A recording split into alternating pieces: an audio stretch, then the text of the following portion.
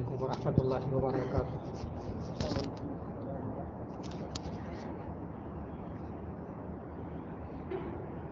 نحمده ونصلي على رسوله الكريم، اما بعد فاعوذ باللہ من الشیطان الرجیم، بسم اللہ الرحمن الرحیم۔ قل اعوذ برب الفلق من شر ما خلق ومن شر غاسق اذا وقب ومن شر النفاثات في العقد ومن شر حاسد اذا حسد، صدق اللہ العظیم۔ اللہ رب العزت نے ہمیں معاشرے کے اندر زندگی گزارتے ہوئے کچھ ذمہ داریاں ہمارے اوپر عائد کی ہیں، ان ذمہ داریوں کو انسان نبھاتا رہے تو انسان کی زندگی برکت والی، خیر والی، پرسکون زندگی گزرتی رہتی ہے۔ آج کی نشست میں ان ذمہ داریوں میں سے ایک ذمہ داری یہ کہ انسان اپنے آپ کو حسد سے بچائے رکھے۔ آج یہ انسان بہت سے معاملات کی تہ میں جب جانے کی کوشش کرے تو اسے اندازہ ہوگا کہ اس کے پیچھے حسد کار فرما تھا، اس کا سبب حسد تھا۔ ایک دوسرے سے جلنا، ایک دوسرے کے پاس نعمت دیکھ کر دل میں جلنا اور کڑنا، اور یہ چاہنا کہ اس سے نعمت چھن جائے، اس کے پاس یہ نعمت نہ رہے، یہ حسد کی کیفیت کہلاتی ہے۔ اور یہ فطری طور پر انسان کے اندر ہوتی ہے، لیکن ہر انسان کے اندر نہیں ہوتی۔ جن دو انسانوں کے درمیان محبت ہوتی ہے، ان دو انسانوں کے درمیان آپس میں حسد نہیں ہوتا۔ پھر میں حسد کی تعریف دہرا دوں تاکہ جب بات عرض کروں تو اس کی تہ تک پہنچنا آسان ہو جائے کہ حسد کی تعریف یہ ہے کہ انسان کسی دوسرے کے پاس کوئی نعمت دیکھے، کسی دوسرے انسان کو اچھی حالت میں دیکھے، کسی انسان کا کاروبار اچھا ہوتا دیکھے، کسی کو اچھا عہدہ ملتا دیکھے، کسی کے بچوں کی شادیاں ہو جائیں، رشتے طے ہو جائیں، اس کو ہوتا دیکھے، کسی کے بچوں کو اچھا قابل بنتا دیکھے، تو یہ انسان دل میں بس اوقات یہ ایک خیال پیدا ہوتا ہے، کیوں ملی اس کو یہ نعمتیں، اس سے چھن جائیں یہ نعمتیں، مجھے ملے یا نہ ملے۔ یہ حسد کی کیفیت ہے، اور یہ ہمیشہ ان دو انسانوں کے درمیان ہوتی ہے جن دو انسانوں کے درمیان آپس میں محبت نہ ہو۔ محبت کا ایک کمال کہ ماں اور بیٹے کے درمیان محبت ہوتی ہے، ماں اور بیٹی کے درمیان محبت ہوتی ہے، باپ اور بیٹے کے درمیان اگر محبت ہو اور بیٹا کوئی انعام جیت کر لے کر آئے، کوئی کلاس میں پوزیشن آئے، ماں کو لا کر اپنا انعام دکھائے تو ماں کے دل میں کبھی حسد پیدا نہیں ہوگا۔ اور اگر باپ محبت کرتا ہوا ہوگا تو باپ کے دل میں کبھی بھی حسد پیدا نہیں ہوگا، سوال ہی پیدا نہیں ہوتا کہ اس کے دل میں یہ حسد پیدا ہو، میرے بیٹے کو انعام کیوں ملا ہے، اس سے چھن جائے یہ انعام، کبھی نہیں۔ بیٹے کے ہاں، بیٹی کے ہاں اولاد ہوتی ہے تو یہ ماں باپ کتنے خوش ہوتے ہیں۔ جب انسانوں کے درمیان آپس میں محبت ہوتی ہے تو وہاں حسد نہیں ہوتا۔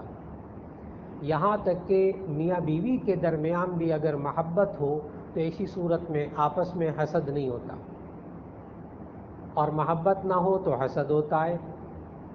شوہر کے پاس اتنا پیسہ کیوں ہے، اب بیوی جل رہی، بیوی کو حسد ہو رہا۔ اس بیوی کے پاس اتنا زیور کیوں ہے، شوہر کو حسد ہو رہا۔ میں نے عرض کیا کہ جب آپس میں محبت کے بجائے نفرت ہوگی تو وہاں حسد ہوگا،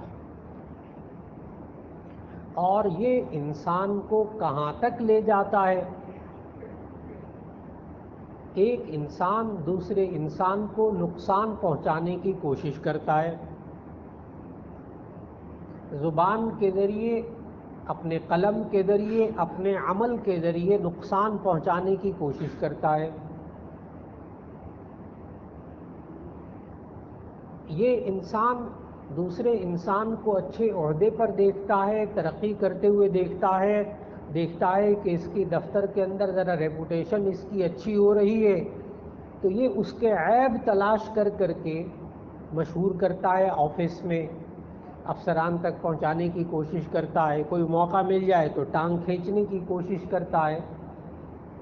ہمارے معاشرے میں جو لیگ پولنگ ہوتی ہے کہ ٹانگ کو کھینچنا اگلے کی تاکہ یہ دوسروں کے سامنے ذلیل ہو جائے، اس کو جو عزت ملی ہے اس میں کمی واقع ہو جائے، عجیب سی بات ہے۔ کسی انسان کو معاشرے میں عزت مل جائے کسی وجہ سے، تو اگر یہ انسان اس سے محبت نہیں کرتا ہوگا تو اسی صورت میں موقع کی تلاش میں رہے گا، میں اس کو کسی طرح لوگوں کی نگاہوں میں ذرا کمزور کر دوں تاکہ اس کی عزت تھوڑی سی ختم ہو۔ آج کل یہ بہت اپنے خاندان میں اونچا جا رہا ہے، لوگ اس کی بڑی عزت کر رہے ہیں، افسر بڑی عزت کر رہے ہیں، دفتر میں اس کی بڑی عزت ہو رہی ہے، خاندان میں گھر کے اندر اس کی بڑی عزت ہے، اس کو ذرا کم کرو۔ تو وہ کوئی نہ کوئی موقع تلاش کرے گا اس کا عیب بیان کر کے، اس کی برائی بیان کر کے، تاکہ اس کا مرتبہ لوگوں کی نظروں میں کم ہو جائے۔ یہ انسان پھر اس کوشش میں لگا رہتا ہے کہ کسی طرح اس بندے کو نقصان پہنچایا جائے، یہاں تک کہ اس کی جان بھی جاتی ہے تو چلی جائے۔ آپ اس سے اندازہ لگا لیجئے کہ نبی کریم صلی اللہ علیہ وسلم کو خیبر کے موقع پر وہ یہودی خاتون جس کا نام زینب تھا، اس نے گوشت کے اندر، روسٹ گوشت، بھنا ہوا ران کا گوشت تھا دستی کا، تو اس کے اندر زہر ملا کر نبی صلی اللہ علیہ وسلم کو کھانے کے لیے دیا تھا، زہر ملا کر نبی صلی اللہ علیہ وسلم۔ بعد میں وہ جب کھانا رکھا گیا، بھنا ہوا گوشت رکھا گیا، تو اس میں سے اللہ تعالیٰ نے بذریعہ وحی بتایا اور نبی صلی اللہ علیہ وسلم کو معلوم ہوا، رک گئے اس کے کھانے سے۔ اور مستند احادیث میں موجود کہ پھر اس خاتون کو پکڑا گیا، اس سے پوچھا کہ آخر نبی صلی اللہ علیہ وسلم نے کبھی کسی کو تکلیف نہیں پہنچائی، تمہیں بھی تکلیف نہیں پہنچائی، اتنا بڑا قدم کیوں تم نے اٹھایا؟ تو اس نے پتہ کیا جواب دیا؟ اس نے یہ جواب دیا تھا کہ مجھے حسد تھا ان سے، نبی صلی اللہ علیہ وسلم سے، کہ لوگ ان کے پیچھے اتنے کیوں چلتے ہیں، اتنے پیروکار اتنے کیوں ہیں ان کے، کیوں لوگ اسلام قبول کرتے، کیوں لوگ اتنی بات مان کر ان کی چلتے، ان کو زہر دے دو مر جائے۔ یہ پیچھے مقصد تھا نبی صلی اللہ علیہ وسلم کو زہر ملا کر گوشت کھلانے کا۔ اور یہاں تک کہ اس دور کے جو جادوگر ہوتے تھے وہ اس حد تک آگے بڑھ گئے کہ ایک کنگھی لی اور کنگھی لے کر اس کے اوپر ایک دھاگا لیا، اس کے اوپر جادو کا عمل کیا، پھر اس میں 11 گرہیں لگائیں اور 11 گرہیں لگا کر پھر اس کو ایک کنویں کی منڈیر کے نیچے رکھا۔ نبی صلی اللہ علیہ وسلم پر اس جادو کے اثرات ظاہر ہونے لگے۔ یہ جتنی میں نے بات بتائی ہے یہ آپ پڑھ لیجئے، قرآن مجید کی آخری 2 سورتوں کی تفسیر میں تمام مفسرین نے یہ بات لکھی ہے، سورۃ الفلق اور سورۃ الناس، کہ ان 2 سورتوں کا شان نزول ہی یہی تھا، ان کے نازل ہونے کی وجہ بھی مفسرین نے یہی لکھی، یہ والا واقعہ، اس طرح نبی صلی اللہ علیہ وسلم پر جادو کیا گیا۔ اور اللہ تعالیٰ نے یہ 2 صورتیں نازل کی، ایک میں 5 آیات ہیں، ایک میں 6 آیات ہیں، کل 11 آیات ہیں۔ نبی صلی اللہ علیہ وسلم یہ آیات پڑھتے جاتے تھے سورۃ الفلق اور سورۃ الناس کی، تو اس دھاگے کے اندر سے وہ گرہیں کھلتی چلی جاتی تھیں، اس طرح اس جادو کا اثر ختم ہوا۔ اور وجہ پیچھے پھر وہ حسد۔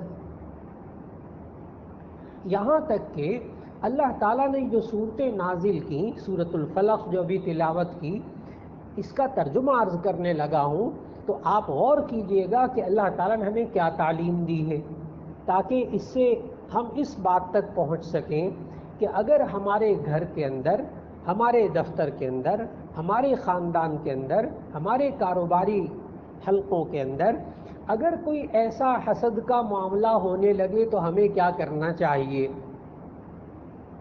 سب سے پہلی بات، اللہ کی طرف رجوع کرنا چاہیے،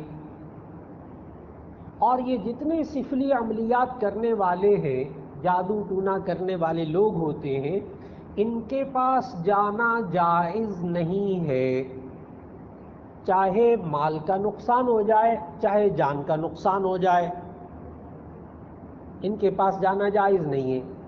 یہ سوچ کر کہ میں اس کا توڑ کروں گا، جی نہیں، ہمیں توڑ اللہ اور اس کے رسول صلی اللہ علیہ وسلم نے حسد کا توڑ کچھ اور بتایا ہے، اس کا علاج بتایا ہے۔ اس لیے کہ یہ جو جملہ عرض کیا ہے کہ اگر حسد کی وجہ سے، بچوں کی وجہ سے حسد کے جذبات ہیں، گھر والے اچھے حالات کی وجہ سے حسد کے جذبات ہیں، میں کیا عرض کروں کہ آج معاشرے کے اندر حقیقی بھائی بہن آپس میں حسد کے اندر مبتلا ہو کر کس انتہا تک پہنچ جاتے ہیں، اس کا اندازہ ان لوگوں سے پوچھئے جو اس میں مبتلا ہیں بیچارے۔ میں نے عرض کیا حقیقی بھائی بہن دونوں، ایک بھائی کے بچے پڑھ گئے اچھی طرح، اس کے بچے قابل ہو گئے، ان کے رشتے ہو گئے، ان کو جاب اچھی مل گئی، دوسرے بھائی کے حالات ذرا ایسے، اب جناب حسد کے جذبات آپس میں، اور ایسے انتہا تک پہنچ جاتے ہیں حقیقی بھائی بہن۔ اور وجہ میں نے عرض کر دی، نفرت، آپس میں نفرت، جب محبت نہ ہو۔ اب میں ترجمہ عرض کرنے لگا ہوں کہ سورۃ الفلق کے اندر اللہ تعالیٰ نے ہمیں کیا سکھایا، اور نبی صلی اللہ علیہ وسلم کو خطاب کر کے سکھایا۔ قل اعوذ برب الفلق، اے نبی صلی اللہ علیہ وسلم آپ کہہ دیجئے کہ میں پناہ مانگتا ہوں اس رب سے کہ جس نے صبح کو پیدا کیا، من شر ما خلق، ہر اس چیز کے شر سے جو اس نے پیدا کی، ومن شر غاسق اذا وقب، اور رات کے اندھیرے سے جب وہ چھا جائے۔ آگے جملہ غور سے سننے والا، ومن شر النفاثات فی العقد، اور گرہوں میں پھونکنے والیوں کے شر سے، ومن شر النفاثات فی العقد، اور گرہوں میں پھونکنے والیوں کے شر سے، ومن شر حاسد اذا حسد، اور حسد کرنے والے کے شر سے جب وہ حسد کرے۔ اب آپ نے اندازہ لگایا ہوگا کہ کن گروہوں کا ذکر ہو رہا ہے اس آیت کے اندر، اور کس بات پہ ذکر ہو رہا ہے۔ حسد کرنے والا انسان صرف اپنا نقصان نہیں کرتا، اپنا نقصان بھی اس کا ہوتا ہے۔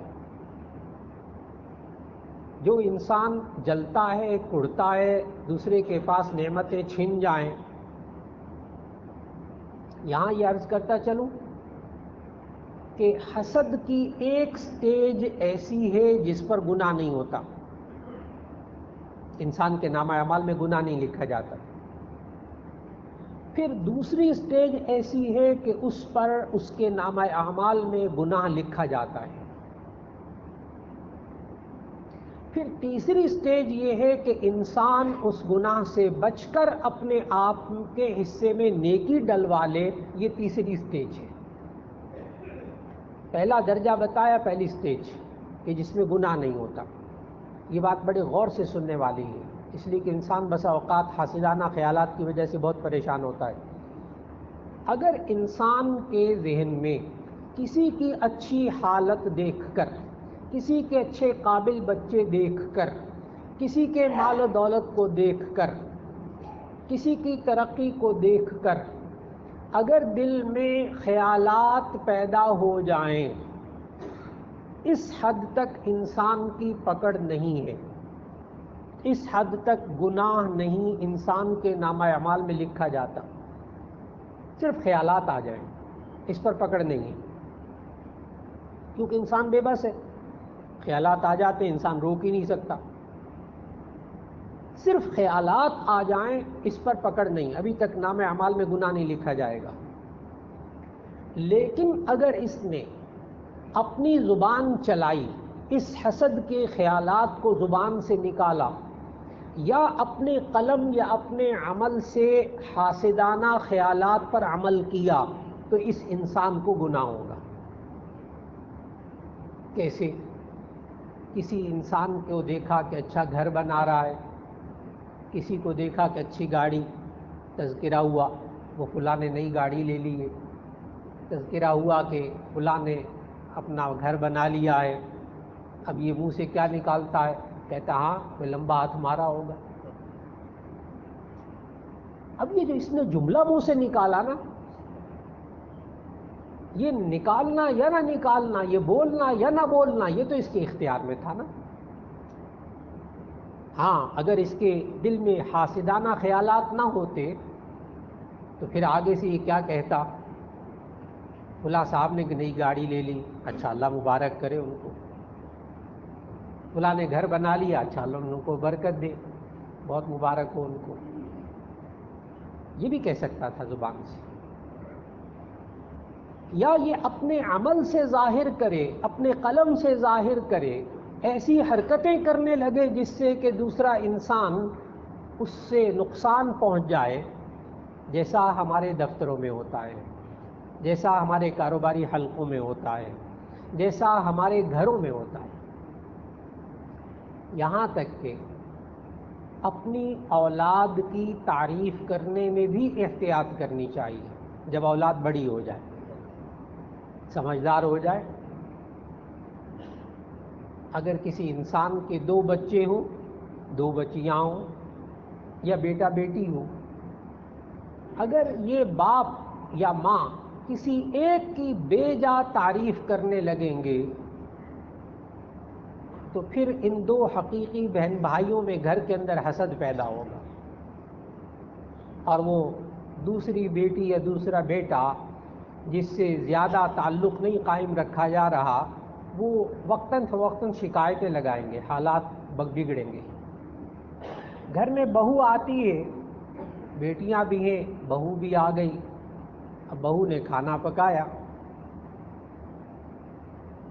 سسر صاحب نے، لڑکے کے بیٹے باپ نے بہو کی تعریف کر دی، کھانا بڑا اچھا پکایا ہے۔ اس دن بیوی کا موڈ دیکھنے والا ہوگا، اس دن گھر میں کوئی تماشا ہو جائے گا۔ پھر بہو کے پکائے ہوئے کھانے کی تعریف کی ہے، اور جو میں 20-25 سال سے پکا کے کھلا رہی تھی وہ زہر پکا کے کھلا رہی تھی۔ حسد پیدا ہو گیا۔ اب یہ جملے سننے کو ملیں گے، اب یہ جملے وہی بیوی، لیکن صرف یہ کہ بہو کی تعریف کر دی، اب وہاں سنبھل کر رہنا ہوگا۔ میں عرض کر رہا ہوں کہ آج معاشرے میں بسا اوقات ہم محسوس نہیں کر پاتے کہ ہمارے اپنے ہی بعض اعمال کی وجہ سے گھر میں حسد کا ماحول پیدا ہو جاتا ہے۔ اب بری بات تو نہیں تھی کہ بھئی کھانا بڑا اچھا پکایا ہے، آج یہ ڈش بڑی اچھی پکائی، آج تو مزہ ہی آ گیا، ایسی ڈش کبھی کھائی نہیں تھی، اور بنائی وہ بہو نے تھی۔ گھر پہ حالات بگڑیں گے۔ اب تعریف کرنی ہو تو وہ بھی سنبھل کے تعریف کرنی ہے، وہ بھی سنبھل کے تعریف کرنی ہے۔ یہاں تک کہ بسا اوقات میٹنگز ہوتی ہیں تو اس میں آپ حضرات تشریف رکھتے ہیں کہ اگر میٹنگز میں سارے دفتر کے عملے کے سارے افراد بیٹھے ہوں اور کسی ایک بندے کے افسر کسی ایک بندے کی تعریف کر دے بھری میٹنگ کے اندر، تو بس اس کے بعد حالات بگڑتے چلے جائیں گے۔ اس کی بھرے مجمع میں تعریف کیوں ہوئی؟ اب اس کو تماشا بنانا ہے۔ ظاہر ہے بندے میں کمزوریاں تو ہوتی ہیں۔ میں نے عرض کیا کہ آج بسا اوقات انسان اچھی بات کرتا ہے، تعریف کرتا ہے اگلے کی، اس کو اپریشیٹ کرتا ہے، کسی میں اس کے کام کی اچھائی بیان کر دیتا ہے، لیکن ماحول بگڑنا شروع ہو جاتا ہے۔ اس لیے آج معاشرے کے اندر یہ بھی بہت اہم بات ہے کہ گھر کے ماحول میں حسد سے بچنے کے لیے انسان کو اپنے رویوں میں بہتری پیدا کرنی ہوگی، اپنی اولاد میں محبت میں بھی برابری کرنی ہوگی۔ اولاد کے ساتھ محبت کرنے میں کبھی اتار چڑھاؤ ہو جاتا ہے، کبھی بہو کے ساتھ، بیٹیوں کے ساتھ محبت کرنے میں، تعلق رکھنے میں کبھی تھوڑا سا اونچ نیچ ہو جاتی ہے، جس سے حالات بہت بگڑ جاتے ہیں۔ یہ انسان کاروباری اداروں کے اندر رہتے ہوئے بھی بس اوقات دیکھتا ہے تو کبھی دکان پہ پہنچتا ہے، باہر ماش کی دال گری ہوتی، کبھی پہنچتا ہے تو چاول گرے ہوتے، کبھی گھر کے اندر ہوتا ہے تو بچیوں کے کہیں رشتہ ہوا، رشتہ آیا، نہیں رشتہ دیا۔ اچھا، اب صورتحال گھروں میں کیا ہوتی ہے کہ بچوں نے کپڑے لٹکائے ہوئے ہیں، ان کے کپڑے کینچی سے کترے ہوئے ملتے ہیں، گھر میں خون کے چھینٹے ملتے ہیں۔ یہ آج ایسے نازک ماحول میں بات عرض کر رہا ہوں کہ جن لوگوں کے اوپر یہ باتیں بیتتی ہیں، اپنی آنکھوں سے دیکھ رہے ہوتے ہیں، وہاں عقیدے بھی ہل کر رہ جاتے ہیں، عقیدے بھی متزلزل ہو جاتے ہیں، اس وقت ایمان کو بچانا بھی بڑا مشکل ہو جاتا ہے۔ ہوتا پیچھے حسد ہے، ہوتا پیچھے حسد ہے، یہ انسان کہاں تک لے جاتا ہے۔ اللہ تعالیٰ نے ہمیں قرآن مجید کے اندر بہت کچھ سکھایا ہے۔ سورہ یوسف کا آپ مطالعہ کیجیے، سورہ یوسف کی تلاوت کیجیے۔ ان 11 بھائیوں کے اندر جو حسد پیدا ہوتا ہے یوسف علیہ السلام کے بارے میں، وہ یہاں تک حسد پیدا ہوتا ہے کہ اپنے چھوٹے بھائی کو لے جا کر ایک کنویں میں ڈال دیتے ہیں اور ارادہ ان کا قتل کرنے کا ہوتا ہے، صرف اس لیے کہ یعقوب علیہ السلام اس چھوٹے بیٹے سے محبت کرتے تھے، اس کی نیکی کی وجہ سے۔ اللہ تعالیٰ نے ان کے دل میں شاید ڈال دیا ہو کہ یہ بڑے ہو کر نبی بنے گا، اللہ تعالیٰ نے ان کے اندر ذاتی خصوصیات رکھی ہوں گی، اور انہوں نے خواب بھی دیکھا تھا، انی رأیت فی المنام، کہ میں نے خواب میں دیکھا 11 ستاروں کو کہ وہ مجھے سجدہ کر رہے ہیں۔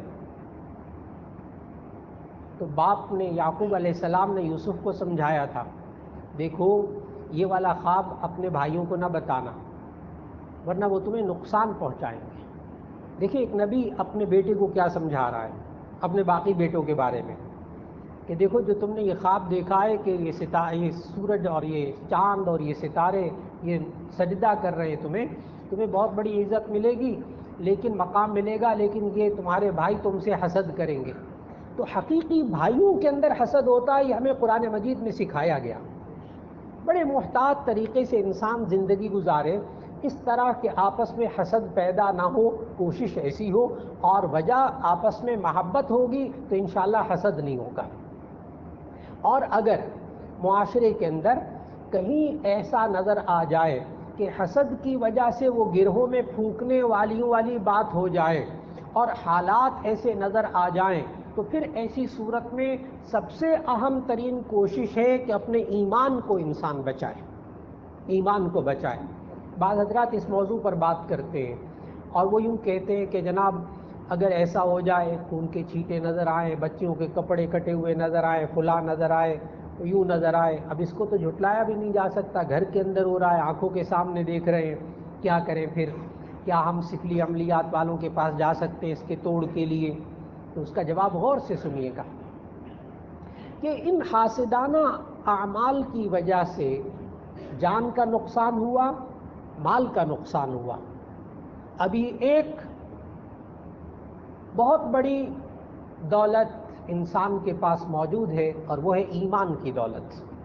اگر یہ انسان سفلی عملیات والوں کے پاس چلا جائے اور جا کر وہی جادو ٹونا خود بھی شروع کر دے، تو ایسی صورت میں قرآن مجید میں سورہ بقرہ کی ہاروت اور ماروت والی آیات تلاوت کر لیجئے کہ اللہ تعالیٰ نے 2 فرشتوں کو، ہاروت اور ماروت کو اتارا تھا تاکہ وہ لوگوں کی آزمائش کرے، اور وہ یوں کہتے تھے انما نحن فتنۃ فلا تکفر، کہ ہم آزمائش ہیں، تم کفر مت اختیار کرو۔ تو اس آیت کی تفسیر میں مفسرین نے لکھا کہ جادو کرنے والا بھی کافر ہوتا ہے، جادو کروانے والا بھی کافر ہوتا ہے۔ میں نے عرض کیا اس لیے نہیں جانا، کسی صورت میں نہیں جانا، اور کیا کرنا ہے؟ قل اعوذ برب الفلق قل اعوذ برب الناس پڑھیے. جو نبی صلی اللہ علیہ وسلم کو اللہ تعالیٰ نے سبق سکھایا اور نبی صلی اللہ علیہ وسلم کی ذات اقدس سے بھی وہ اثرات ختم ہو گئے، انشاءاللہ اس امتی پر وہ اثرات ختم ہو جائیں گے. یہ انسان بھرپور کوشش کرے، اپنے ایمان کو بچائے. اور وہ بھی جب جادو کرتے تھے اور سکھاتے تھے تو لوگ ان سے کیا سیکھتے تھے؟ اللہ تعالیٰ نے قرآن مجید میں سمجھایا ہمیں، فَيَتَعَلَّمُونَ مِنْهُمَا مَا يُفَرِّقُونَ بِهِ بَيْنَ الْمَرْءِ وَزَوْجِهِ. وہ ان سے ایسی باتیں سیکھتے تھے جس سے میاں بیوی کے درمیان جدائی ڈلوا دیں. فَيَتَعَلَّمُونَ مِنْهُمَا مَا يُفَرِّقُونَ بِهِ بَيْنَ الْمَرْءِ وَزَوْجِهِ، کہ وہ سیکھتے تھے ان جادوگروں سے ایسی باتیں جس سے میاں بیوی کے درمیان جدائی ڈلوا دیں. ان کے بچوں کی شادی کیوں ہو گئی؟ گھر اجاڑو ان کا.